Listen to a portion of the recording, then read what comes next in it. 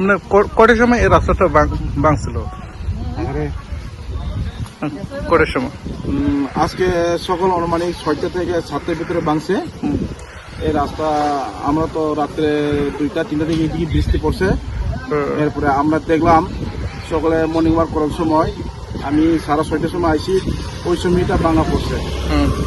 ভাঙা পর আমরা এখন রাস্তা আওয়ান যাওয়ান লাগে অনেক কষ্ট হইতেছে। এটা হলে মোহনপুর টু সোনাই, আবার এদিক ক্ষয়ও যাওয়ান যায় এই রাস্তা দিয়ে। এখন ভাঙিয়ে গেছে, এখন আমরা কেন আওয়ান যাওয়ান করবো, এটা লগে আমরা চিন্তা করতেছি।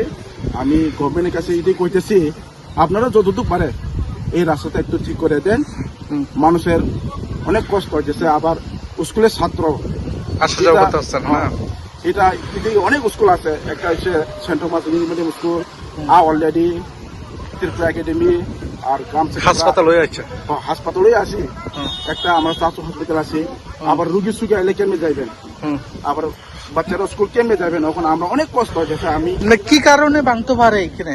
এটা কারণ তো বালুঘাট দিকে আমরা তো অনেক দেখতেছি, সোনাই টু বরকাঠাল ধরেন 15 থেকে 20 এরকম মেশিন আছে।